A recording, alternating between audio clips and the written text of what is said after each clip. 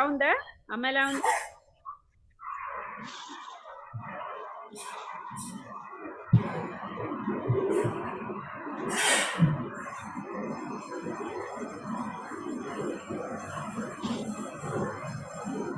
బాగున్నది. పడుకుందంటే పడుకుందా? పడుకుంది.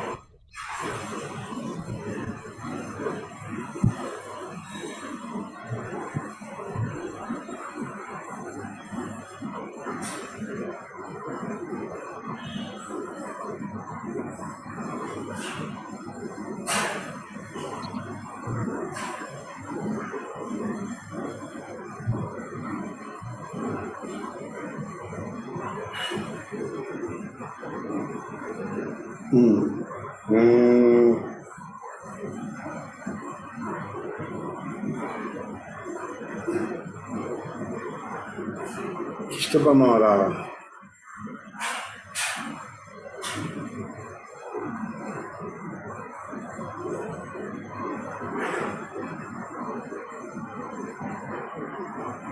సరే, ఓకే.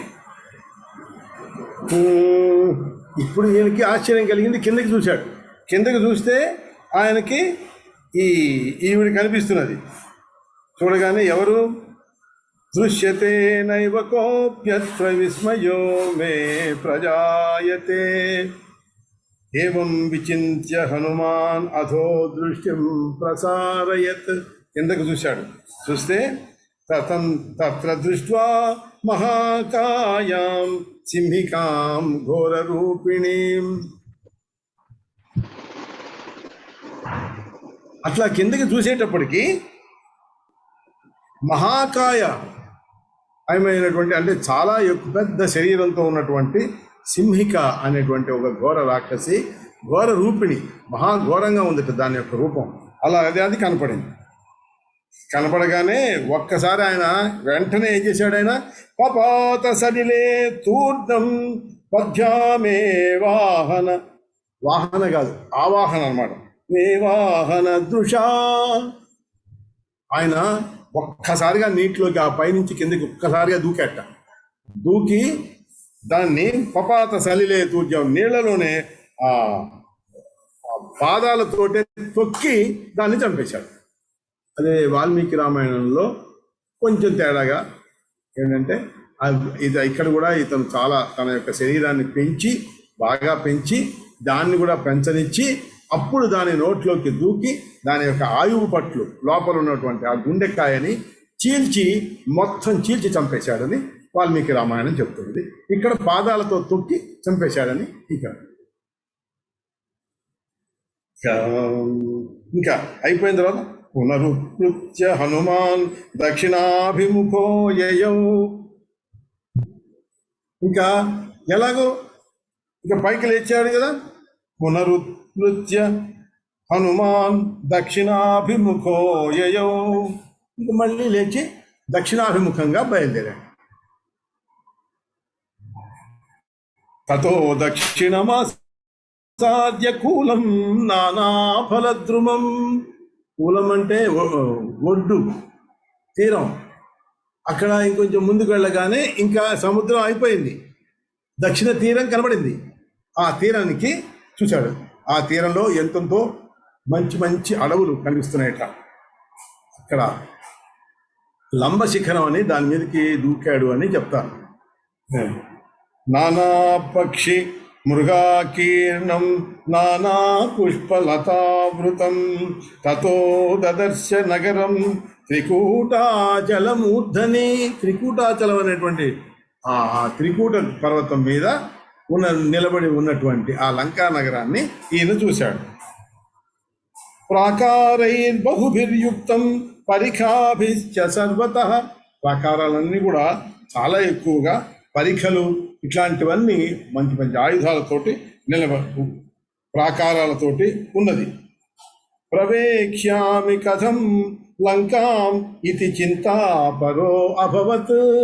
ఇది ఎలా రా, ఈ ప్రవేక్ష్యామి, ఎలా నేను లోపలికి వెళ్ళను, కథం ఎలా, ఈ లంక అని చింతాపరో అభవత్ ఆలోచిస్తూ ఉన్నట్ట.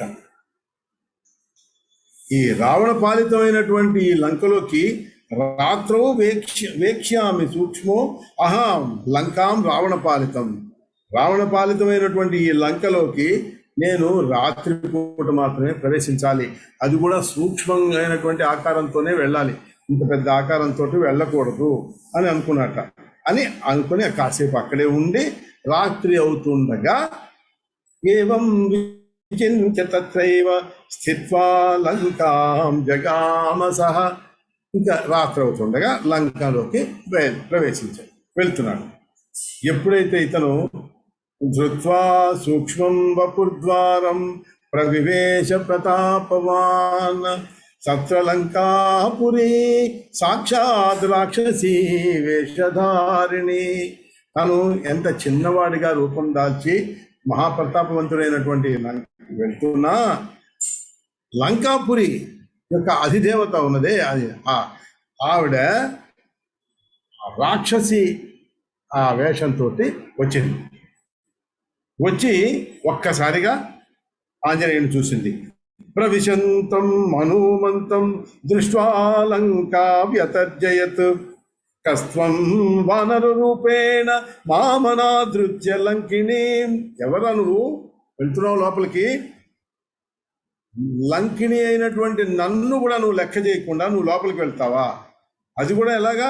ప్రవిశ్య చోరభద్రాత్రౌ, చోరుడులాగా రాత్రిపూట లోపలికి ప్రవేశిస్తావా? కిం భవాన్ కర్తుమిచ్చతి, నీకు అక్కడ ఏం పని ఉంది, ఏం చేద్దామని నువ్వు వెళ్తున్నావు లోపలికి? ఇత్యుక్త్వా రోషతామ్రాక్షి పాదేనాభిజ జఘానతం. ఇది అలా అని కోపం వచ్చి కోపంతో కళ్ళు ఎర్రపడే తామ్రాక్షి అయ్యి ఒక్క తన్ను తన్నిందిట. పాదేనాభిజాఘానతం, ఒక్కసారిగా ఆయన్ని ఒక్క తన్ను తన్నిందిట.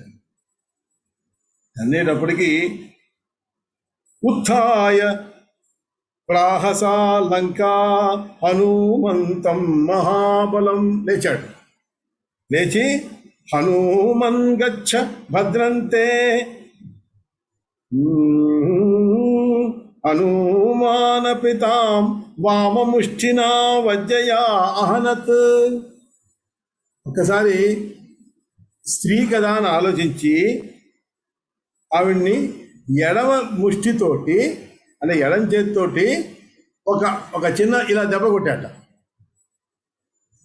వాల్మీకి రామాయణంలో ఆవిడ అరచేతితో దెబ్బ కొట్టినట్లుగా చెప్పారు, ఇక్కడ పాదాలతో తన్నినట్లుగా ఇక్కడ చెప్పారు. ఈ వామముష్టి ఇది మాత్రం ఇద్దరు అదే చెప్పారు. వాల్మీకి వ్యాస మహర్షి కూడా ఇద్దరు ఎడం చేతితో ఒక దెబ్బ కొట్టాడు, అది కూడా చిన్న దెబ్బ కొట్టాడు. కొడితే దానికే తదైవ పతితా భూమౌ రక్తముద్వమతి వృషం, దానికే ఆవిడ కింద పడిపోయింది, నేల మీద రక్తం కక్కుకున్నట్ట. కక్కుతే నేల మీద పడింది. ఉత్థాయ గచ్చ ప్రాహసాలంకా హనుమంతం మహాబలం. ఆ దెబ్బ కింద పడి లేచింది. లేచి మహాబలుడైనటువంటి హనుమంతుడితోటి ఇట్లా అంటున్నది, హనుమన్ గచ్చ భద్రం తే, నీకు శుభముగాక, భద్రం తే జితాలంకా త్వయా అనఘా, నువ్వు లంకను జయిస్తావు తప్పకుండా. పెళ్ళు గచ్చ పురాహం బ్రహ్మణ ప్రోక్త, ఇంతకు ముందు బ్రహ్మదేవుడు నాకు ఇలా చెప్పాడు. అష్టావింశతి పర్యయే త్రేతాయుగే దాశరథీ రామో నారాయణో అవ్యయః. వెళ్ళవయ్యా, నువ్వు తప్పనిసరిగా నువ్వు ఈ త్రేతాయుగంలో దాశరథిలాగా అంటే దశరథుడి కొడుకుగా రాముడు అవతరిస్తాడు. నారాయణుడు అవ్యయుడైనటువంటి నారాయణుడు రాముడిగా అవతరిస్తాడు. కాబట్టి జనిష్యతే యోగమాయా సీతా జనకవేశ్మని, ఆ జనకుడి ఇంట్లో ఆ యోగమాయ అయినటువంటి సీత జనిష్యతే పుడుతుంది. భూభారహరణార్థాయ ప్రార్థితో అయం మయా క్వచిత్. బ్రహ్మదేవుడు చెప్తున్నాడు కదా, భూభారాన్ని తగ్గించడం కోసం నేను ఆయన్ని ప్రార్థించాను. సభార్యో రాఘవో భ్రాత్ర గమిష్యతి మహావనం, మా అరణ్యంలోకి ఆయన ప్రవేశించాడు. భార్యతో పాటు దాతతో పాటు లక్ష్మణుడితో పాటు రాఘవో గమిష్యతి మహావనంలోకి ఆయన ప్రవేశించాడు. తత్ర సీతాం మహామాయాం రావణో అపహరిష్యతి. అక్కడ సీతాదేవి మహామాయ రూపిణి అయినటువంటి ఆ సీతాదేవిని రావణుడు అపహరిస్తాడు. పశ్చాత్ రామేణ సాచివ్యం సుగ్రీవస్య భవిష్యతి. సుగ్రీవో జానకీం ద్రష్టుం వానరాన్ ప్రేషయిష్యతి. వానరుల్ని పంపించాడు. దేనికి? జానకీం ద్రష్టుం, సీతాదేవిని వెతికి రమ్మని సుగ్రీవుడు పంపించాడు. ఈ రాముడు ఇదంతా అయిన తర్వాత రాముడు సాచివ్యం సుగ్రీవస్య భవిష్యతి. తర్వాత రాముడు ఇతనితోటి సుగ్రీవుడితోటి మైత్రి చల్పుకున్న తర్వాత సుగ్రీవుడు వానరులందరినీ ఇలా పంపిస్తాడు. తత్రైకో వానరో రాత్రావాగమిష్యతి తే అంతికం. చివరికి త్వయా చ భర్తృత సో అపి త్వాం హనిష్యతి ముష్టినా.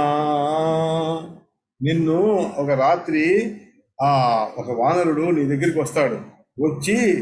రాత్రిపూట వచ్చి నువ్వేమో బెదిరిస్తావు. నువ్వు బెదిరిస్తే నిన్ను ఒక్క దెబ్బ కొడతాడు. ఆ ముష్టితో నువ్వు కింద పడిపోయి నువ్వు విపరీతమైనటువంటి బాధను పొందుతావు.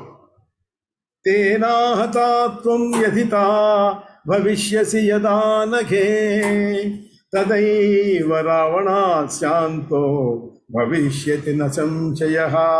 ఇంకా రావణుడికి అంతం సమీపిస్తుంది, అతనికి వినాశనం వచ్చేస్తుంది, దానికి ఏమాత్రం సంశయం లేదు, అనుమానం లేదు అని నాకు ఇవన్నీ చెప్పాడు బ్రహ్మదేవుడు. అలాగే ఇప్పుడు జరుగుతున్నది. తస్మాత్ త్వయా జితాలంకా జితం సర్వం త్వయా నఘ. అందువలన నీ చేత లంక జయింపబడినది. లంకిని నేను లంకాధిదేవతని నువ్వు ఎప్పుడైతే జయించావో లంకని నువ్వు జయించినట్లే. అది అంటే అనుమానం రావచ్చు, లంకకి ఇంకా లోపలికే వెళ్ళలేదే, అప్పుడే లంకని జయించాడని ఎలా అంటున్నది అంటే ఆ లంకా నగరం యొక్క దేవత అధిదేవతనే ఇతను జయించాడు కాబట్టి లంకని జయించాడు. కాబట్టి నీ చేత లంక జయింపబడింది. తస్మాత్ త్వయా జితా లంకా జితం సర్వం త్వయా నఘ రావణాంతఃపురవరే క్రీడా కాననముత్తమం.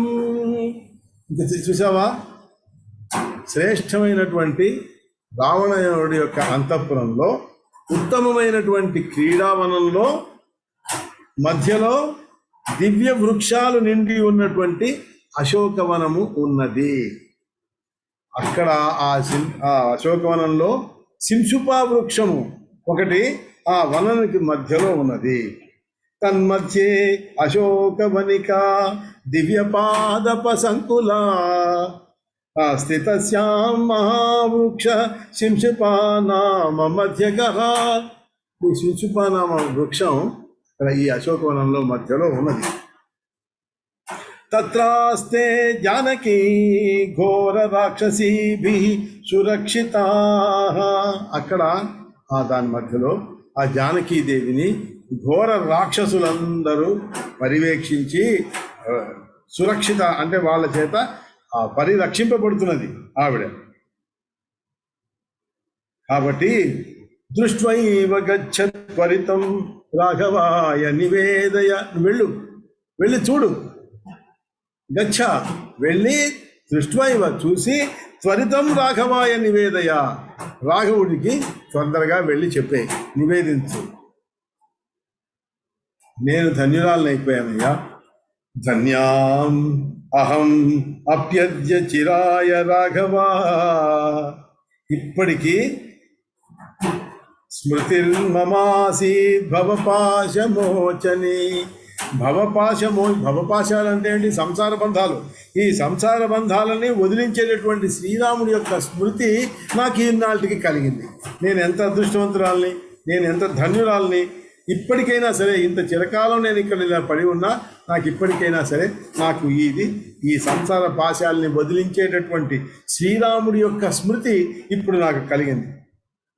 అంతేకాదు తద్భక్త సంగో అప్యతి దుర్లభో మమ, మహారామ భక్తుల యొక్క సంగతి అంటే సాంగత్యం కూడా నాకు లభించింది. అంతకంటే నాకు ఇంకేం కావాలి?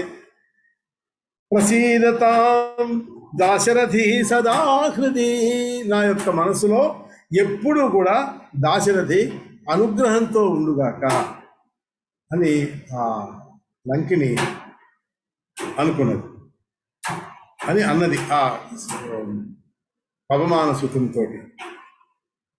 ఉల్లంఘితే అబ్ధౌ పవనాత్మజేన, ఉల్లంఘితే అబ్ధౌ, అబ్ధి అంటే సముద్రం, ఈ సముద్రాన్ని ఉల్లంఘించిన వాడు పవనాత్మజుడు వాయుసుతుడు. అది ఎప్పుడైతే అది జరిగిందో అలా ఉల్లంఘింపబడగానే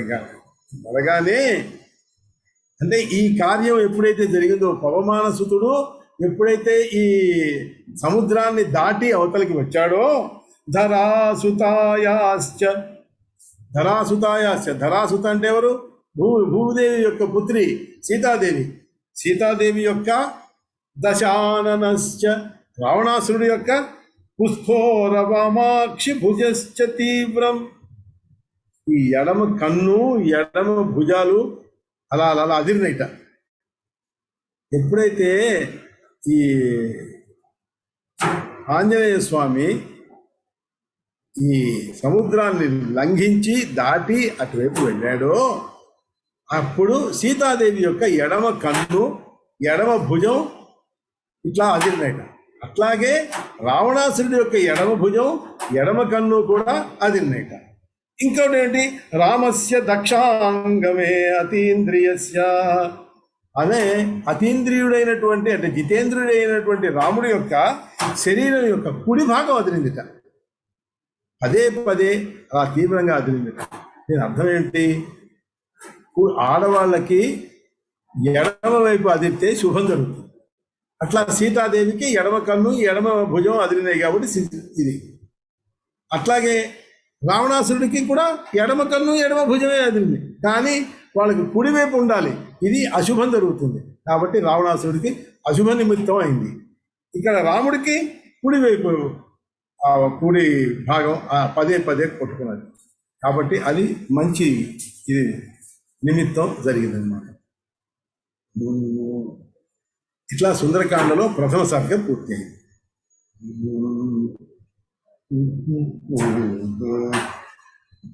ద్వితీయ సర్గ తతో జగామ హనుమాన్ లంకాం పరమశోభనాం రాత్రౌ సూక్ష్మతనుర్భూత్వా బభ్రౌమ పరితః పురీం సీతాన్వేషణ కార్యార్థి ప్రవివేశ నృపాలయం తత్ర సర్వ ప్రదేశేషు వివిధ్య హనుమాన్ కపిః.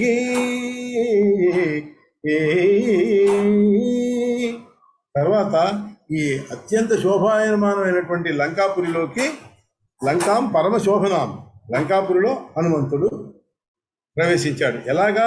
రాత్రౌ సూక్ష్మతనుర్భూత్వా, అతి సూక్ష్మమైనటువంటి తనువుతోటి తన శరీరాన్ని కుంచుకొని ప్రవేశించాడు. అంత బభ్రౌమ పరితః పురీం, మొత్తం తిరుగుతున్నాడు.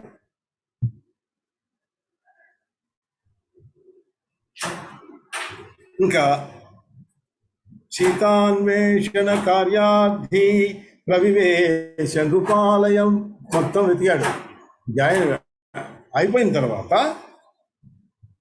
నాపస్య జానకీం స్మృత్వా తతో లంకాభిభాషితం, కానీ అన్ని ప్రదేశాలు వెతికినా కూడా జానకిని చూడలేకపోయాడు.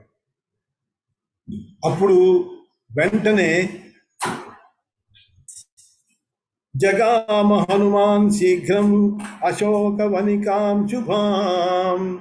లంకిని చెప్పినటువంటి మాట గుర్తొచ్చి వెంటనే ఆయన సురపాదప సంబాధాం రత్నసోపాన వాపికాం నానాపక్షి మృగాకీర్ణాం స్వర్ణప్రాసాద శోభితాం.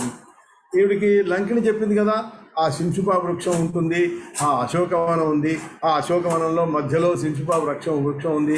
అక్కడ ఈ రాక్షస స్త్రీల చేత పరిరక్షింపబడినటువంటి ఆ సీతాదేవి అక్కడ ఉన్నది, వెళ్ళి చూసుకో అన్నది కదా. అది గుర్తొచ్చింది.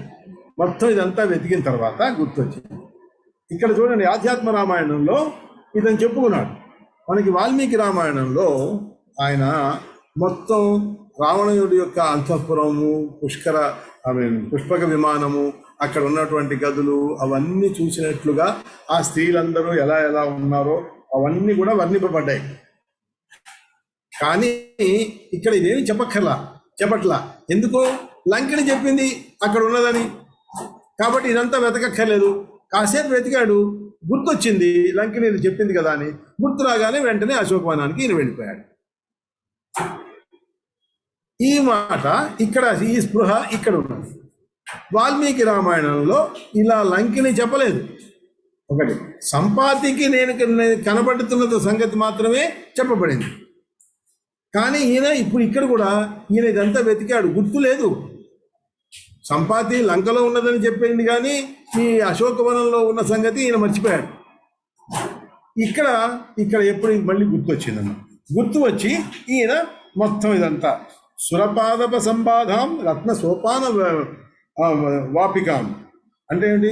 సురపాదప అంటే దివ్య వృక్షాలతోటి ఉన్నది, రత్న సోపానాలతోటి ఉన్నది, వాపికాం అంటే దిగుడు బావులు ఇవన్నీ ఉన్నవి, నానా పక్షి మృగాకీర్ణాం ఎన్నో మంచి మంచి గొప్ప గొప్ప పక్షులు, మృగాలుతో ఉన్నటువంటిది, స్వర్ణ ప్రాసాద శోభితాం స్వర్ణ ప్రాసాదాలు, బంగారు భవనాలతోటి ఉన్నటువంటి శోభిస్తున్నటువంటి అశోకవనాన్ని ఫలైరానం శాఖాగ్రపాదపై పరివారితాం విచిన్వన్ జానకీం తత్ర ప్రతివృక్షం మరుత్కుతః.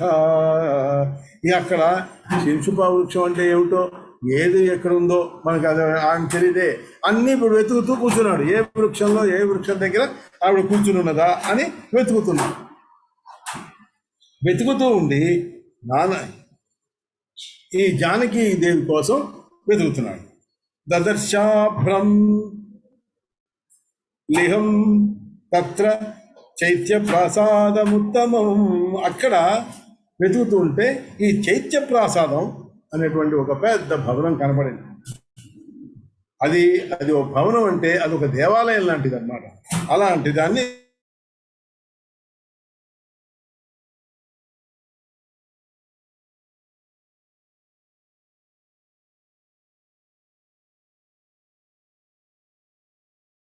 చైత్య ప్రసాదాన్ని చూసి అదంతా అయిన తర్వాత ఇంకా ఇంకొంచెం దూరం వెళ్ళి ఇంకా అలా వెళుతూ ఉంటే ఇక చీకటి అంటే చీకటి కాదు, ఎండ కూడా కనబడినంత, అంటే ఎండ కనబడతా, ఎండ లేదు దాని అంటే ఎండ అప్పుడేది రాత్రిపూటే కాబట్టి ఇక్కడ ఎండ ఉండదు. కానీ ఆ ఎండ పడ కూడా కనబడకుండా ఉన్నంతటి దట్టమైనటువంటి ఆ చెట్ల గుంపు ఉంది. దాని అలా ఉందిట. అక్కడ ఈయన అదృష్టాతపమాకీర్ణం స్వర్ణవర్ణ విహంగమం, దాని వర్ణన అక్కడ ఉన్నటువంటి ఆ సింసుపా వృక్షాన్ని కనిపించింది ఆయన. దానికి ఆ సింసుపా వృక్షం ఎలా ఉంది? బంగారు వర్ణంతో ఉన్నటువంటి పక్షులు ఉన్నాయి దాని మీద. ఇంకా పూర్తిగా చెట్టే చాలా ఎక్కువగా బాగా ఆవరించి ఉన్నది. అంటే మర్రి చెట్టు లాగా విపరీతంగా బాగా ఇది ఉన్నదన్నమాట. ఇక దాంట్లో తదర్శ హనుమాన్ వీరో అదృష్టాతపమాకీర్ణం స్వర్ణ వర్ణ విహంగమం తన్మూలే, దాని ఆ చెట్టు మూలలు అంటే మూలం అంటే కింద ఆ చెట్టు యొక్క మొదట్లో రాక్షసీ మధ్యే, ఈ రాక్షస స్త్రీల మధ్యలో స్థితాం జనకనందిని, జనకనందిని అయినటువంటి సీతాదేవి స్థితాం కూర్చుని ఉన్నది. దదర్శ హనుమాన్ వీరో దేవతామివ భూతలే. అయ్యో, ఏకవేణీం కృషాం దీనాం మలినాం వరధారిణీం. ఏకవేణి అంటే జుట్టు ఆ, జడ, ఆ జుట్టంతా ఒకటే అయిపోయి ఒకలాగా అది జడలాగా ఉండిపోయింది అనమాట. అంటే దానికి సంస్కారహీనంగా ఉన్నటువంటిది ఒకే, అంటే రకరకాలుగా పాయలు పాయలుగా లేకుండా విడదీసి విరపోసుకున్నట్లుగా కాకుండా అదంతా అట్టగట్టేసినట్లుగా ఆ ఏకవేణీయము. కృషాం కృషించిపోయి, దీనాం దీన రూపంలో, మలినాంబర ధారిణి బట్టలన్నీ మాసిపోయి, తను కట్టుకున్నటువంటి వస్త్రాలు మాసిపోయి ఉన్నట్లుగా అక్కడ ఆవిడ కనిపించింది. భూమౌ శయానాం నేల మీదనే కూర్చునుంది, పడుకునుంది. శోచంతీం రామ రామేతి భాషిణీం, రామా రామా అనుకుంటూ అదే మా రాముడి యొక్క స్మరణే చేసుకుంటూ ఆవిడ నేల మీద అలా శయనించి ఉన్నది. త్రాతారం నాధిగచ్చంతీం ఉపవాస కృషాం శుభాం. అట్లా ఉపవాసంతో కృషించిపోయి ఏటి ఎవరు నన్ను రక్షించేవాళ్ళు అని అనుకుంటూ, రాముడికి లేడుగా ఇక్కడ, రామ రామ అని పలుకుతూ, అయినా కూడా ఆవిడ ముఖం ఎంతో శోభస్కరంగా ఉన్నదట. అట్లాంటి ఆ సీతని, ఆ జనకనందిని పవనసుతుడైనటువంటి మారుతాత్మజుడైనటువంటి ఆ ఆంజనేయ స్వామి చూశాడు. మిగిలినవి రేపు చెప్పుకున్నాం. ఇక్కడ సీతను చూడటం వరకు మనం చెప్పుకున్నాం. రేపటి మిగిలినవి చెప్పుకున్నాం. అదే రాధే. ఎవరన్నా ఏదైనా అడుగుతారా?